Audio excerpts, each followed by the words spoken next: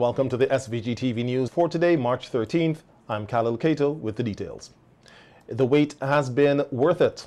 That's according to President of the SVG Teachers Union, Oswald Robinson, after today's ruling was handed down by High Court Judge Justice Esco Henry in the union's court challenge against the government's COVID-19 vaccination mandate, which has affected hundreds of local public servants, including over 200 teachers. Under the statutory rules and orders of 2021, public servants who were considered frontline workers were required to get vaccinated against COVID-19, and those who did not take the jab were deemed to have abandoned or resigned from their jobs. However, in her ruling today, Justice Henry said these special measures rules were unlawful, unconstitutional, and void.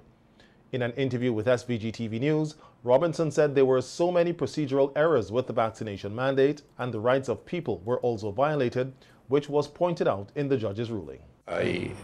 This victory brought out humility. I'm really humbled. You know, it's an emotional time because you have been called to serve and you accepted the responsibility. And when you see the faith of these people in the Creator, you know that God has a hand in this. So we must put him forth and give him thanks and praise for what has happened thus far. We know that sufferings sometimes come as like behind every dark cloud, there's a silver lining, you know. And history again has been written because this is the third consecutive occasion that the Teachers Union, well, in this, we have a collaborative effort now with Public Service Union and the Police Welfare Association now. But in our context as a Teachers Union, this is the third consecutive time we have taken the government to court for violating the Constitution. Most of the time they were speaking administrative law, we are speaking constitutional law. And when a state sets out to use the Constitution against its citizen, that is something of great concern. So I am very happy.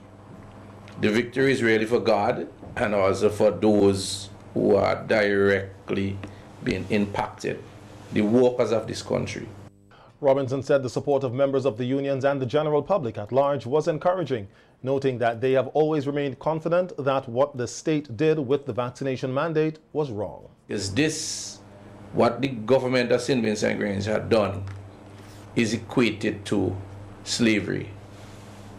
You have attempted to assassinate the workers economically, you know, and when you look at what the judge described, so many people's lives were being touched. Workers have their children, it's impacted on the education system, you know, and it created such hardship. And we recognize that that was a violation of your constitutional right, where the Constitution speaks directly to no degrading and inhumane punishment. And that is why the judge said this was disproportionate. The punishment which you meted out without even exercising due process or to the law of natural justice. The law of natural justice, one of it has to do with giving your hearing. You didn't allow people to call them to a tribunal or say we have this matter and find out what or that. You just went right ahead, you passed a piece of law. You didn't even follow proper procedure under the Constitution. And you give the minister, whoever minister is it, supreme authority over the Constitution. That could never be right. The whole political interference of the government, we have been saying that. Things that the cabinet rule on, that was the responsibility of the Service Commission. And so these and many more issues, I know we're going to have a full written submission by the judge so that the media would have the full gist of everything. But the SVG TU president said it is their hope that the government will accept where it went wrong in the matter. An apology to the workers of this country, and let us get back people's livelihood. Let's get the education system back on track. Many of the children out there, we saw what happened. you fire them and you did not want to admit that because you fired the experienced, qualified workers, things would have gone in the wrong direction. So we are looking forward that all the workers would be reinstated with all the benefits, with all the pay.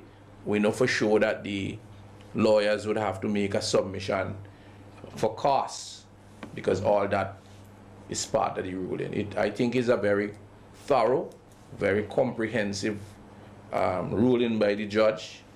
She left no stones unturned, and I'm sure that the general public now could understand why it took a little long. You know, but when you do something, you have to do it properly, and anything that is good takes a little time. As some people say, a hurry boy don't build a goodness. And my grandmother used to say, if you take time and kill ants, you go find the guts.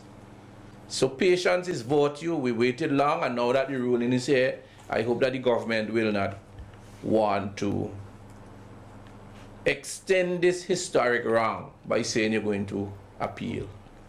I don't think you should be doing that. If you really care about the people of the nation and the education system, you know, and to see that we don't really want to push the unemployment rate up and deepen poverty, you know, and increase in crime and violence and all the other social ills. We have too many on our table right now to deal with. Industrial Relations Officer of the Teachers Union, Andrew John, said while they are humbled by the judgment, they are also elated. I tell you, I feel as if a weight has been lifted off the shoulders, not just of the leadership of the union and, you know, those of us who are involved, but you see those teachers who were dismissed, unceremoniously dismissed, and were pushed more or less into poverty. We had cases where persons who had their mortgages, you know, after 3 months, after 6 months, because this would have gone on for some time. You know, last December the 3rd was the anniversary, 1 year since persons were dismissed. And you know, some of these financial institutions, which is understandable, they want their money. You know, and so the union had to be in a position to try to attempt to get some kind of a leniency. And we must commend the St. Vincent and Grenadines Teachers Credit Union as well. The credit union for making arrangement to assist. And some other institutions as well would have assisted our teachers. So you could understand the relief that these teachers would have been feeling or would have felt today. It is something that is shared among all of us, you know, and I must commend the teachers for standing their ground in this issue. It is not easy for somebody to tell you to take something into your body that you have questions about. And you know, being forced to do it, being threatened with your livelihood, especially in the case, as my brother mentioned, where children, families were involved, you know. So when we look at this is a vindication of what we stood for, what the apostles decided to stand up for, and today with this ruling, we are very, very much pleased that it came in our favor. President of the Public Service Union, Elroy Boucher, described the court victory as a comprehensive one for all unions and all Vincentians. Again, the victory is in every area of the law that our lawyers argued on. They have won. I first of all, of course, as a union, we want to give God, Almighty God, all the glory. As I remember in a press conference when we were addressing the same matter, I said, I believe in the grace I am and that we will be victorious. At that time, one of the journalists said, what does God have to do with this? And I said, God has everything to do with everything. So glory and praise must be given to him firstly. Our lawyers, they have been quite exceptional. I want to thank them. They have done a marvelous job. And all of the workers who have been so affected for more than a year, they have been affected. In fact, I can tell you, 2 weeks ago, one worker called and was asking the question, what should she be telling the bank? And it's a question that we as a union would have difficulty answering. And we have had many questions like that within the past few months as the pressure came down on workers. So this victory is for all workers who have been so affected. It is also a victory for Vincentians, because we have seen a period in which it's like the workers of the country have been literally persecuted and prosecuted and have come out victorious against the powers. Boucher said there must be a celebration of the court victory, which he said was a public rebuke of the government. The victory for workers. I have to tell you, there's no other government in the entire Caribbean that have done this with workers. Absolutely none. And I don't know how politicians within the government can go to sleep at night knowing that there are workers who could not pay their bills, their mortgages could not feed their children for more than a year. People live in grandiose houses, live luxurious lives, while workers were suffering and suffering severely. And so this judgment even becomes more meaningful to them. In fact, even when the judge made the ruling as it relates to the community college, we recently wrote the community college with respect to Chefron Ballantyne's reinstatement. He was never fired. And the response was, there's no job there for him, basically. There's no vacancy there for him. You know, he has not been fired, he's just still left in limbo. And you can make those statements so easily, not knowing that people have been suffering for so long. You understand? And then so when the judge made the point in her judgment that they are all public servants, all the actions brought against them are illegal. I mean, how could you not be happy as a country of working people? Former president of the Police Welfare Association, Brenton Smith, who was personally affected by the vaccination mandate as a police officer, told SVG TV News in a telephone interview how he feels about the outcome of the matter, noting that he is particularly happy not only for himself, but also for other colleagues affected.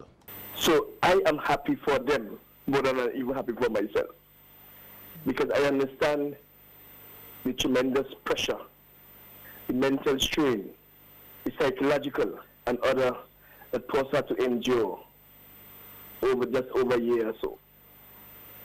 Today's victory, it's a good one for democracy, for the rule of law, and all Vincentians, regardless of which side of the aisle you are on, should be proud of that. Because there's a good old saying that says, you know, today for me, tomorrow for you. You never know which part and side of the law you'll fall yourself under.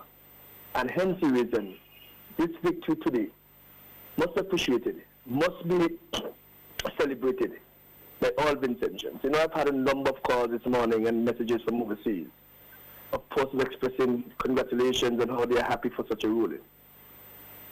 You know, there are many persons within the police force, within the teaching service, within the public service, who are forced to be vaccinated. This is a victory for them as well. You know, so it's a great feeling, I must say. Smith noted that it has not been easy for persons affected by the government's vaccination mandate, which had a great impact on their livelihood. It is not and has never been an easy task for persons over the past months, you know. Some persons on the verge of losing their home. They have to go through so much. But we are, and those persons who took that stand, are a very resilient set of persons. And we must really applaud them, because we did it for persons who couldn't do it for themselves. So, vindication, of course, is ours. Right. But the Almighty, He was behind this and lead us in our decisions. But what are you going to appeal for? And for just to continue to victimize people? You have been calling back persons, especially in teaching service, persons to work, because you understand and recognize that your mandate fell through. What they would have loved is that if everybody had rushed back to their job, so the verdict today would have been like a no-no. Not many persons would have been paying attention to, because persons are already back on their job. But they were not able to get the majority of persons they want back to work, because persons were determined that they're going to see this through, having been through such pressure for the past few months. So yes, they will do it, but the Vincentian people continue to hold them accountable for the action. And you want to say that you are a Labour government? You are not a Labour government because you are not for the people. They are for themselves, close friends and associates. After the judge handed down her ruling, a lawyer for the government, Sharifa Harper Joseph, informed the court that they intend to appeal and would apply to stay the execution of the judgment. Justice Henry said this was expected regardless of how her judgment had gone. And calling into a radio program on WeFM today, Prime Minister Dr. Ralph Gonsalves said their lawyers are quite satisfied that it is likely that the judgment handed down by Justice Henry will be overturned by the Court of Appeal. And we have given instructions to them to appeal. In fact, they had orally indicated that they would appeal in the court now. Yes. And the government is satisfied that our actions were lawful. We were so advised. And this matter is too important for us to just rely on the judgment of a court in the first instance, one judge in the first instance. Let's hear what the Court of Appeal thinks. The government is also satisfied that our actions saved lives and livelihoods at the height of the pandemic. That we saved lives and livelihoods. So those are the 2 points I want to make. That I've been advised by senior counsel in this matter and I've accepted the advice, that there is a likelihood that this decision would be overturned on the Court of Appeal. And I am saying from the standpoint of our actions that we save lives and livelihoods. Yes. So that is the position of the government. A lawyer for the claimants, Jomo Thomas, said they were always confident, very confident, that the law and the facts were with their team. What we had today is a vindication of that confidence which we had, knowing what the law was. So I got to tell you, I was sitting in that court, and once Justice Henry was reading, it was a kind of euphoria that I haven't felt in a very, very long time. Because to me, this is not just a decision of the dismissed workers. This is a decision for the people of St. Vincent and the Grenadines. This is a decision that flies in the face of undemocratic, dictatorial, autocratic policies of the Ralph Gonsalves administration. The way in which he and his government attempted, well, actually, economically assassinated a whole swath of the Vincentian population by forcing them to take a vaccine whose efficacy was in question, whose safety is in serious doubt. But he got people to put that into their veins at pains of losing their job. Some of them have already had serious side effects and problems. So to have the judge say that this is unconstitutional, this is illegal, this is ultra-virus, this is disproportionate, this is procedurally improper, those were cardinal arguments which we made, and the judge essentially ruled in our favor on every fundamental point. On the government's intention to appeal the judge's ruling, Thomas says it doesn't make any sense in doing so, noting that he is confident the Court of Appeal will uphold Justice Henry's decision. Justice Henry is a very, very powerful judge, very strong judge, very deliberate judge, very affair with the law. She took a very not a very long time, but she was clear that she wanted to get this right. She wanted to do. I think that Prime Minister Gonsalves would say what he said because he was bowled over. He was bowled over on every fundamental point, everything that we argued for, except for one. We got, as I told the media earlier today, what Justice Henry delivered today was the legal equivalent of a slam dunk. This is an unassailable decision. I'm not sure how they're going to get to it. In fact, the decision by Prime Minister Gonsalves and his team, his legal team, to say that they are going to appeal even before they had a chance to read and digest the decision shows that it's an evil bunch. It's an evil bunch. And I don't see how I could say anything else or to make any other judgment on this. Do you think it's a way of basically prolonging in terms of payment of any But that's precisely my point. That's why I said they're an evil bunch. But there's something else, You have to understand, before the government can prolong anything, the government of St. Vincent and the Grenadines has to first apply for and get a stay. So until they apply and get a stay, Justice Henry's decision remains the law of the land. And to the extent that Justice Henry's decision remains the law of the land, the government is compelled to honor it. And on this one, we are going to make sure that the government honors it. This government has a history of disregarding declarations, orders for costs, for damages, for payments, and we are not going to allow them to get away with this one. As SVG continues to celebrate Heroes and Heritage Month, Belize-born traditional Garifuna language conservationist James Lovell says in order for the next generation to cherish the Garifuna culture, consideration has to be given to a number of key factors presented. Lovell, who was addressing the Garifuna homecoming cocktail reception at the official residence of the Prime Minister on Saturday, said the Garifuna language should not only be implemented in all schools across SVG, but it should also be made fashionable to the media. For the younger Garifuna descendants to cherish and embrace this resilient culture, the responsibility rests on several key factors. 1, the government and elected ministers. 2, the collaboration and the input of the opposition. 3, the Board of Education. And finally, the most effective factor, parental support and approval. The Garifuna language should be included in the school's curriculum starting today. It should be promoted and made fashionable on all social platforms and media. I am in total agreement to teach Spanish, English, French, Mandarin in the schools.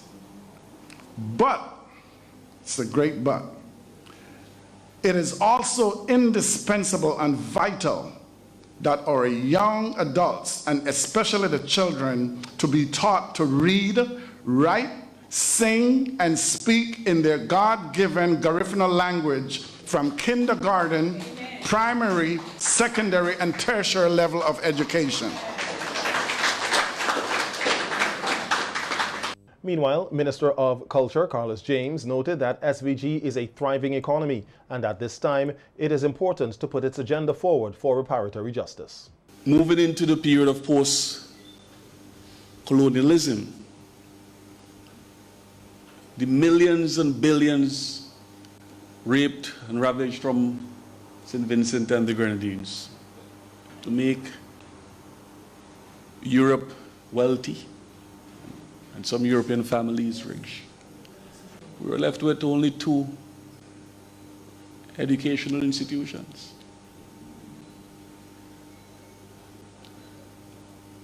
Underdevelopment.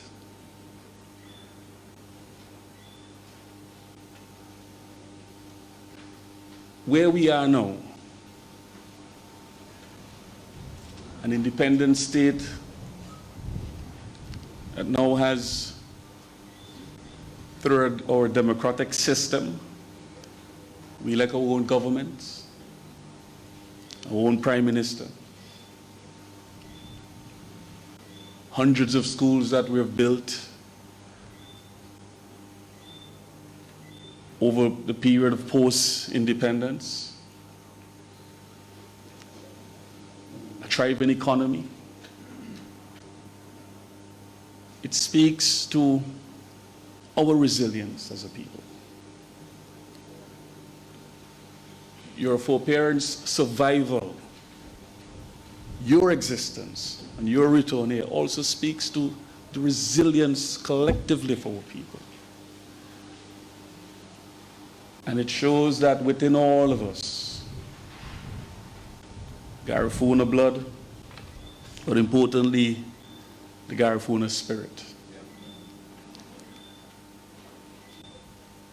And now, at this particular time in our history, we have an important agenda to put forward for a resounding case, a solid case for reparatory justice. Prime Minister Dr. Ralph Gonsalves vocalized that as Vincentians, we must have a plan and be in solidarity with one another, including on the Garifuna culture. We have to plan, and we have to have solidarity with one another. We have to build bridges with one another. You hear a lot of people tell you, my body, my choice. I could do things by myself. Well, we have never made progress unless we are in social solidarity with one another.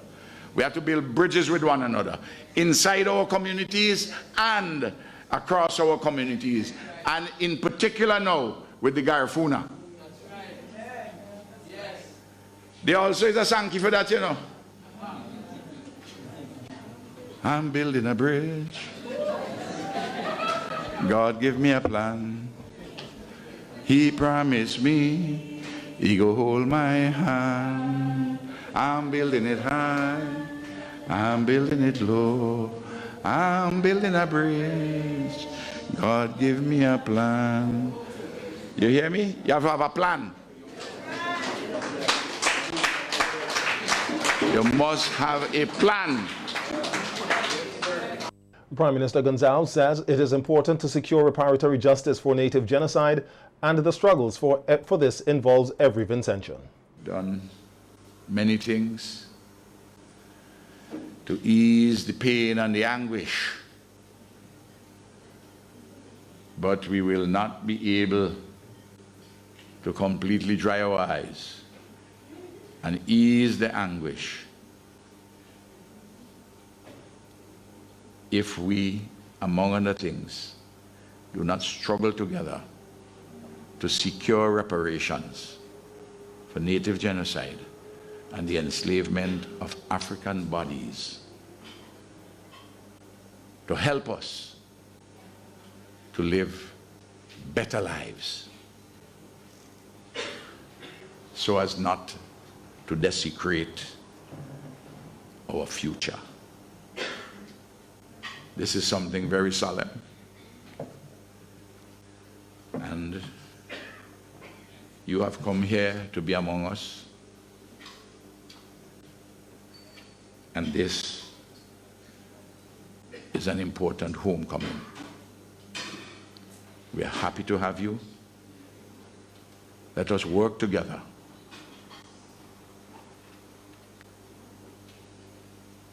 in all our ennobling agenda items to stay close, to stay in solidarity.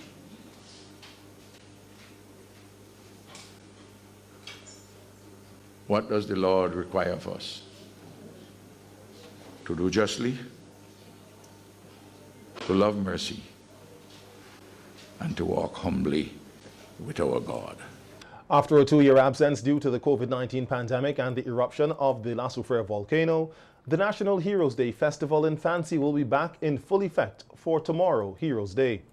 This is according to Activities Coordinator of the Fancy Unity Farmers Cooperative, Maxwell Tajo Francis, who on the API's Man in SVG program today said that the festival will be bigger and better this year. Staging. Yeah. What, like it began I said 20 years ago. It began 20 years ago. So it's basically 18 years. Right, 18 years minus the 2 years yeah. COVID. But really and truly, you know, it really could still be termed as 20 years because in 2021, that's Heroes Day, the day before last year, a large turnout of persons came to Fancy. Right. And we still did like takeaway products and so on. You know, COVID was in, so you couldn't do any mass gathering. But I could tell you hundreds of people came to Fancy to look for the madongo and the cassava bread, you know. That was 2020? 2021. 2021. And in 2022. Are you sure it was 2021? Yes. 2020? Well, 2020 was the last right. Was the last staging. You got 19 years. Yes, 19. Yeah. All right, we worked that out, right? So you just missed 2020. Yeah. And then 2021, you got everybody did. Yes. Yeah. And last year it was a kind of warm up. Yes. Right. And so now this year everything is back. Everything is back to normal. When we say everything is back to normal, what are we talking about? We're talking about the event in terms of the official event itself. Like I said, people came out, but it was unofficial. You know, I think over the years that the National Heroes, the festival in Fancy, has really sell itself.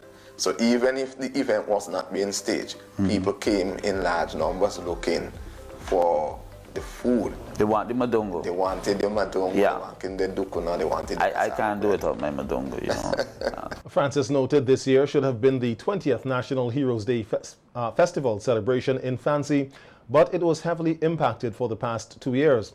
However, they're hoping to make the festival special this year for everyone. We have quite a number of performances. People can expect a really great cultural package this year. We have people like Mira Dandy, Jenna Man. He's gonna be touching Fancy for the first time. So he's gonna be able to get up close and personal with his fan base. And he has a big fan base in Fancy.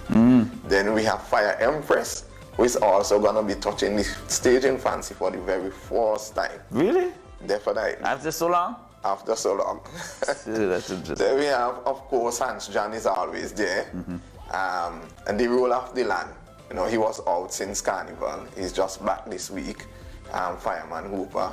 Is it 11 times? The Triple X Mega Dog. Triple X Mega Dog, 11 times Soca Monarch. No, it's not 11 anymore. I've lost count. We have lost count. We've lost count. Is it 20? 20 times? Maybe. So he's also going to be there. He has never missed the National Heroes Day Festival. Yeah. So he has been there for the last 18 staging. I could tell you. And you know who's always there as well? It's a coincidence, right? Luther is always at Fancy. Unfortunately, he's now on official duties.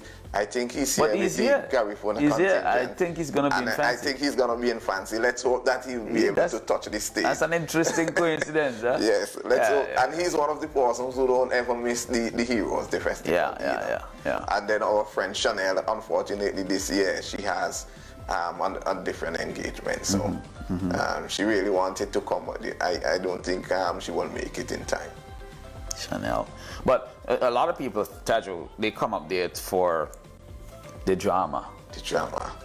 And but we're going to have some drama this year. Of course, we're going to have some drama. We're going to have some exciting and humorous pieces for you guys. We're going to get some super drama. We're going to get some drama. I hope we get some super drama. It may not be in the form of super, but you'll get some drama. You'll get some drama.